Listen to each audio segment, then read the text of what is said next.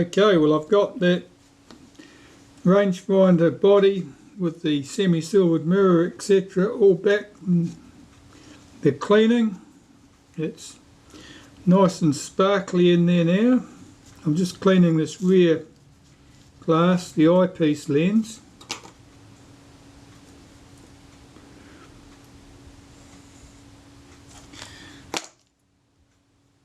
Now this goes in convex side inwards, plain side outwards.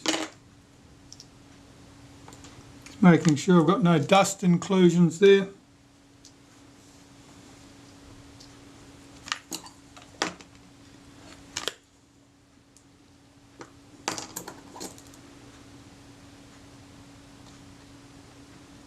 And I just cleaned that rear eyepiece lens with just normal domestic glass cleaner, nothing fancy.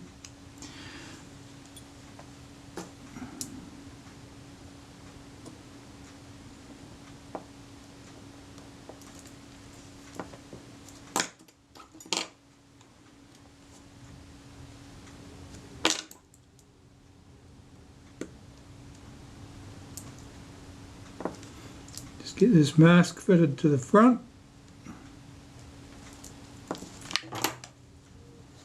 That's good. Now the prism I just need to clean that with a bit of glass cleaner. Of course there's only two surfaces I can clean. The visible one on the outside here,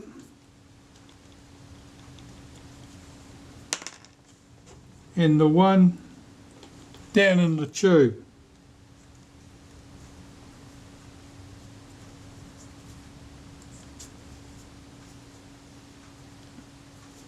And I can wriggle that about and see what I'm doing looking through the window.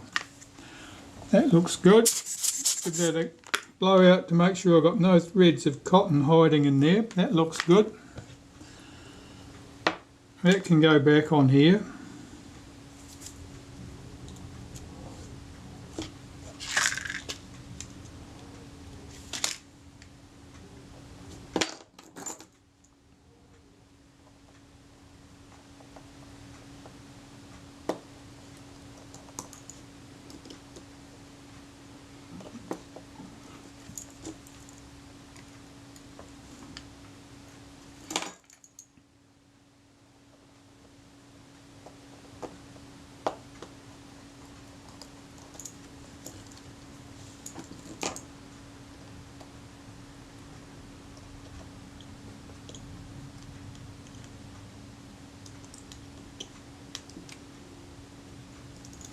Okay, that's in position. I've got that roughly squared up. It should be a good place to start prior to doing adjustments. This piece, well, first I need to clean away any old grease from here. This arm was quite sticky, as you might recall. So I'm using some naphtha here to clean that arm. Make sure that's clean. The brass bush, likewise I'm cleaning that in the same way. The flat washer.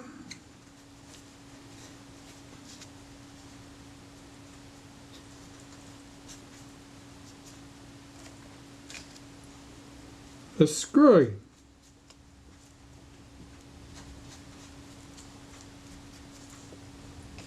And the wavy washer. The wavy washer is quite important. If that's flattened right out, there'll be no control over the wiggle of the arm. It'll be able to wiggle up and down slightly. It means that your vertical alignment will never be the same from one use to the next. So I'm just making sure that this wavy washer still has its waves. That looks fine. Okay, I'll assemble these pieces.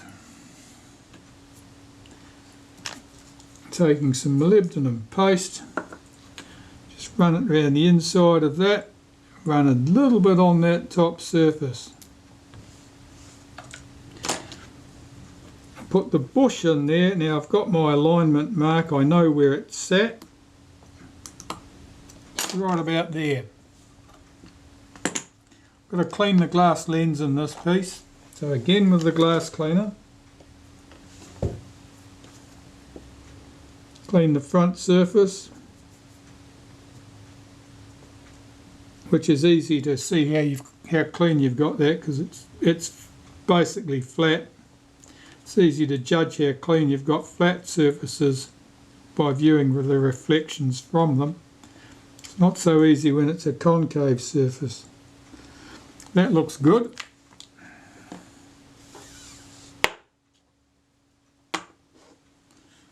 Let's put this together.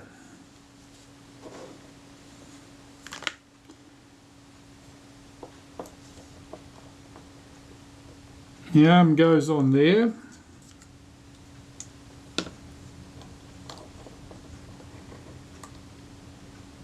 Put a little touch of molybdenum paste on there because that's where the wavy wash is going to sit.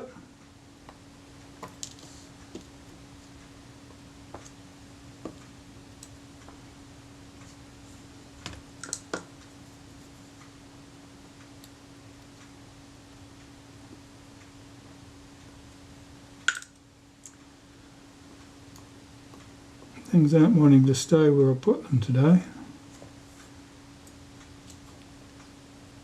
Plain washer.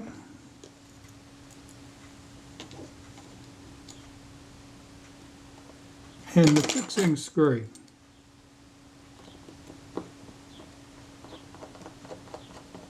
Run that down, check that the arm moves, tighten that screw up, check that the arm moves smoothly, and fit the pin back in the spring for the return spring.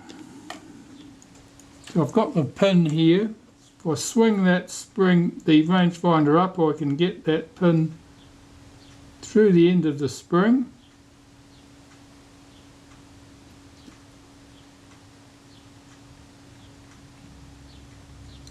Then I've just got to stretch the spring out, drop the pin into its notch.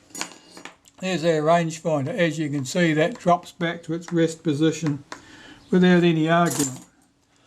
That's good, and now I can check this by looking out the window to see what it's like for alignment. So I'll just blind you with the sun.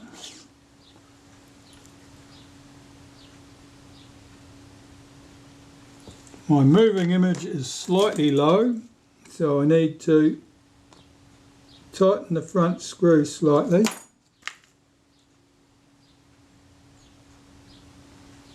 Yeah, that's just about right. It's good enough to put back on the camera. So I'll just get some lacquer so I can put that in place. Alright, well I've got my rangefinder ready to go.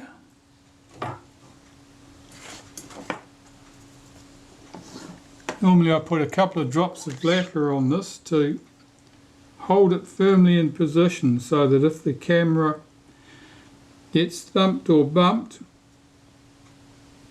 things aren't likely to drift out of alignment. That's usually your biggest hazard with cameras of this nature, is that the rangefinder shifts. It's not dialed into position, it's simply held in with two screws. The screws are not an exceptionally neat fit in the holes. I'll drop one screw in. Did it go down the hole? No, did it, Hal? Let's do the other one. That one did.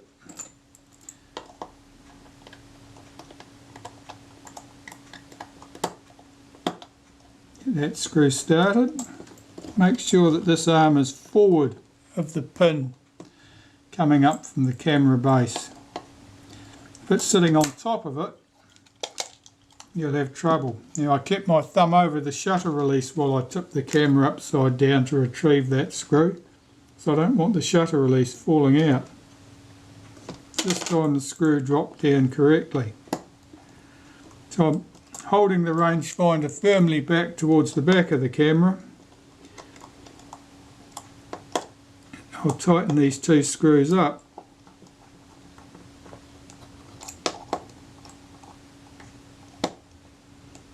That's keeping it square with the body, and it's a a finite position, if you like. It's back as far as it will go on those adjustment screws. Well, now I've got to do my adjustments. Now I'm going to use an infinity target. My lock screw is here.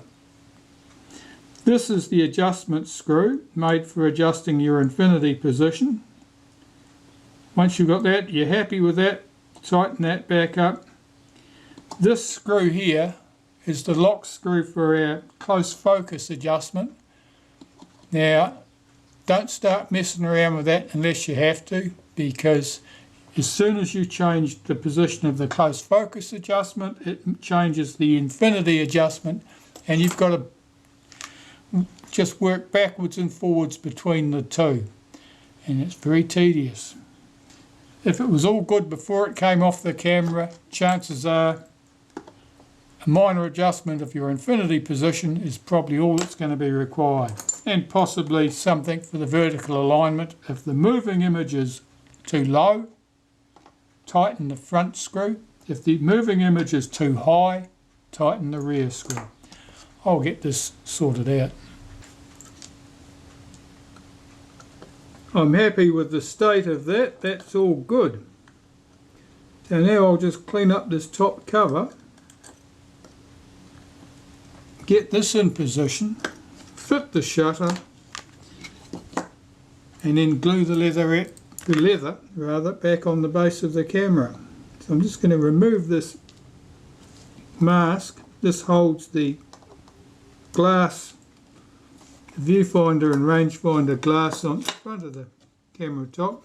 I'll clean all this down with a bit of naphtha just to make sure it's free from all grease and dirt. You can probably see there's quite a bit of staining at this end.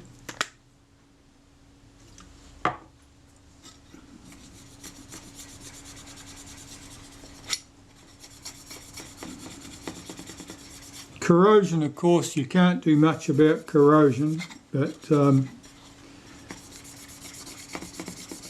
if you get the contaminants off the top, it's less likely to corrode. Spots like this are where some water or something has settled on there, I'd say. Same here, that's corrosion. That's gone right through the chrome plating.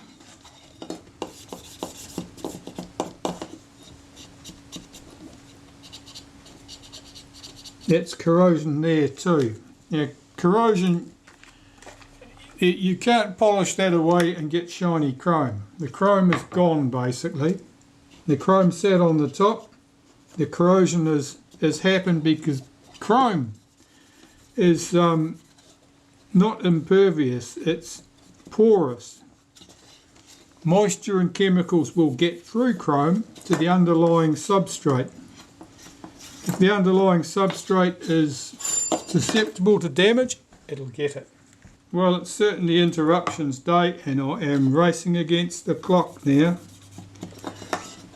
I began this job at 8 o'clock this morning. It's now 10 past 4 and I haven't worked all those hours in between. It's been one interruption after another. That's good.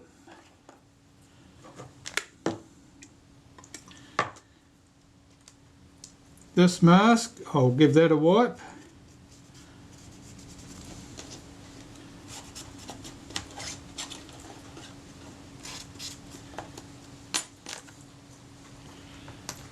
And this shoe, what typically happens with cameras, these and others, is that something gets spilt on top of the camera, it gets splashed, the camera gets wiped down, but of course you can't wipe down underneath the shoe, so any moisture, liquid or other contaminant that gets down in there tends to stay, and in the fullness of time, if it's going to promote corrosion, it'll certainly do so. So it's very common to see corrosion around an accessory shoe, extending underneath the shoe. It's much less common to see corrosion in the middle of a nice flat surface,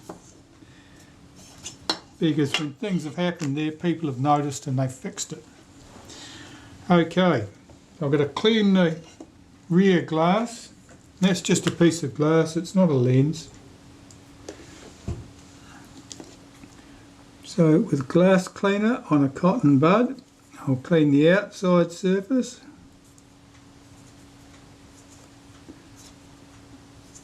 And because it's a nice flat piece of glass, I can judge from the reflections how well I've done with that. And if I poke my cotton bud up from underneath, because we've got no glass in the front, I can feed it right into the back, wriggle it about, and get in and clean that glass surface, even though you're working through a tiny rectangular opening. And that looks good. Also, I've got to make sure I blow out any cotton particles or dust. That rear glass is now completely clean. The front pieces of glass here, these are unusually clean. Often they are so brown with filth that they're hard to see through. These ones are nice and clean. I'll clean these. I'm going to use a cotton cloth to do that, and then I'll come back and put it together. I'll start that again. I start with this mask balanced on my finger.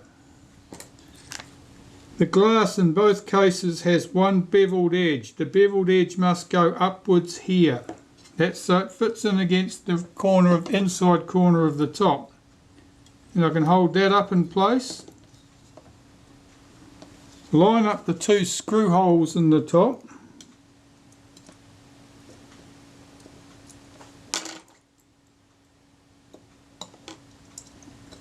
Get those screws in place.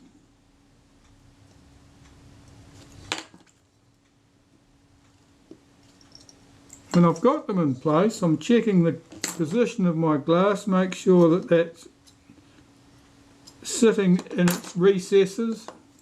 I'll slacken these two screws off slightly.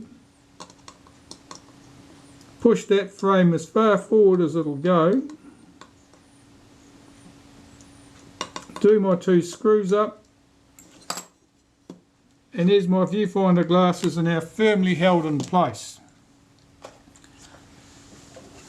I can see that in the process I've managed to get a fingerprint on one of them already. I don't know how I did it. So I'll just clean that off. It's just the one of them, just on the outside surface. All the other glass is good. That top cover is ready to go on the camera body. So I'm going to remove my film advance lever, swing it out 90 degrees. It'll hold on the ratchet. Take the screw out, lift it gently off the top of the camera without disturbing anything. Make sure my shutter release, the flat part is towards the front. Where's our screw? Where's our spring for our film release button? Goes in here. Now it's at this point that you discover you'd used the wrong spring if you'd used the wrong spring on that lever early in the piece. Fortunately we haven't. Lower the top cover over here without depressing the film release button, otherwise it will allow the film advance to unwind. And then you'll have to set it up again. I'll get my film advance lever in position. Do that screw up lightly. Rotate this until I hear that ratchet drop in.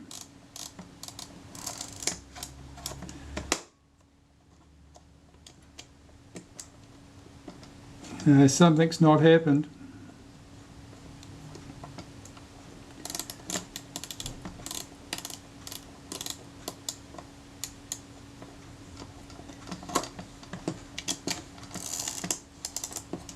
Yeah, that's working. Oh, that's a bit stiff. There's something wrong.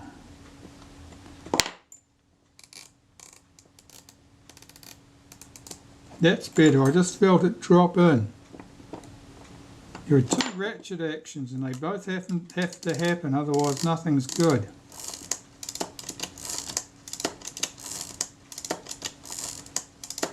Our frame counter is working well. The top is on the camera. I'll put the screws in the end of the top cover.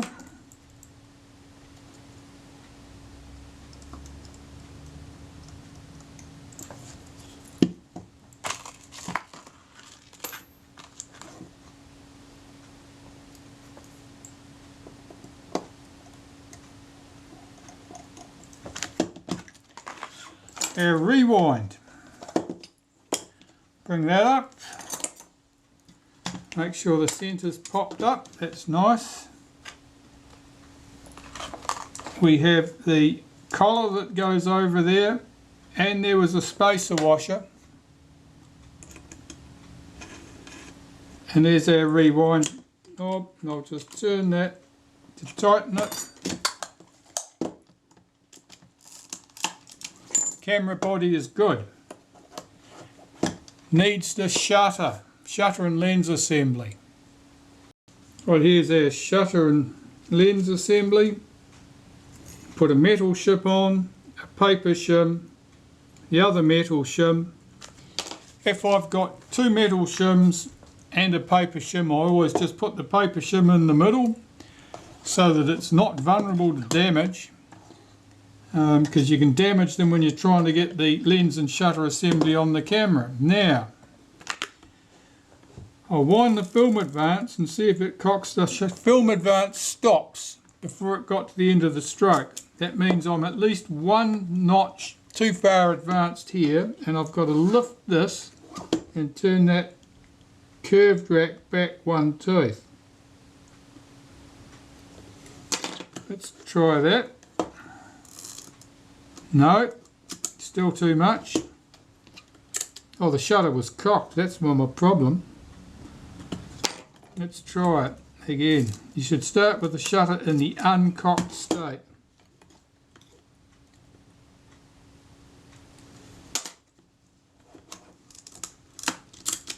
Okay, so the shutter's cocking and firing.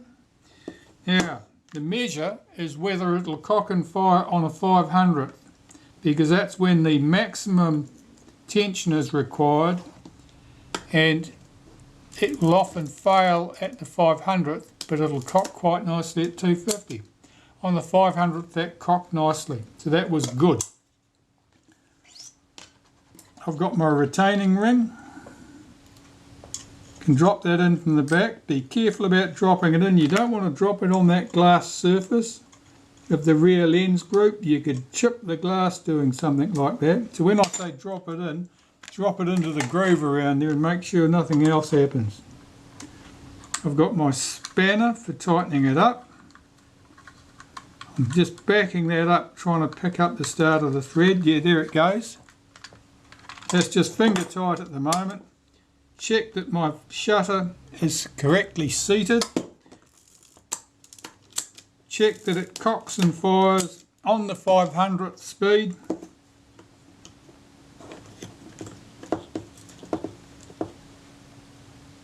Check that the shutter works on B.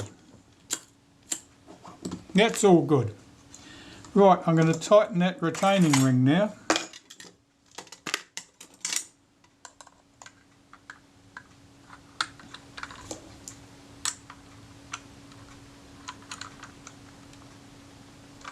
You don't need to go overboard tightening that up, but it does need to be snug. Okay, so that should be good.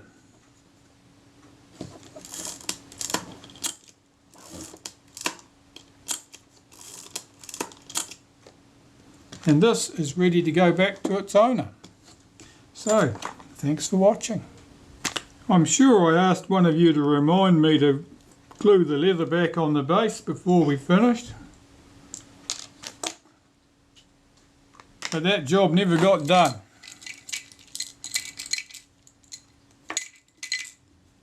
See if I can do it now.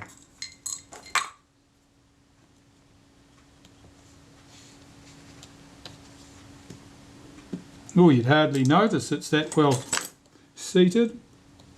That's what we want.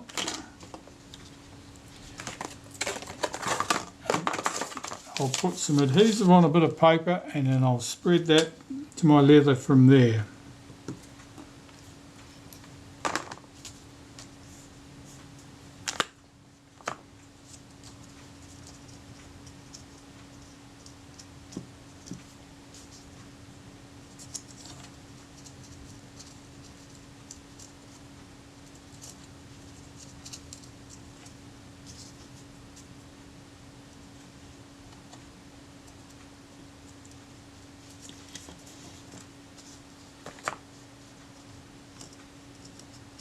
Always apply the adhesive to the leather, not the camera body.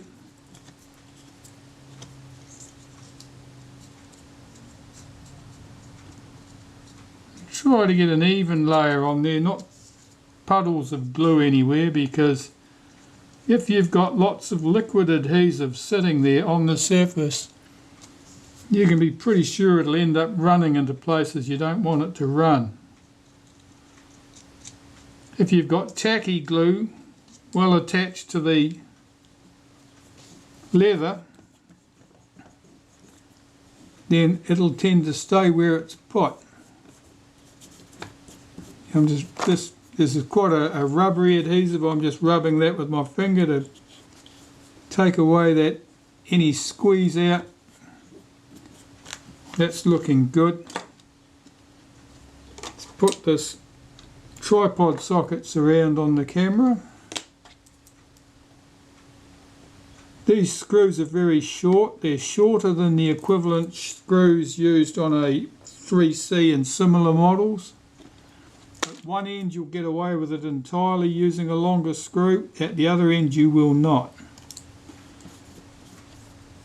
So if you've lost those screws and you're stealing parts from something else, be aware if the screw is too long, it will foul that mechanism.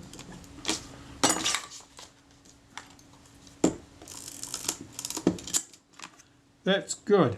That works nicely. Importantly, the headline problem here, I think, was that the rangefinder was useless. That's all dealt with. Everything's clean and tidy. The rangefinder was useless because it didn't return to the infinity position. That is all dealt with along with all the other nuisance problems, and that's quite a nice example, this one. Nice clean glass too. It didn't look like that when it came in.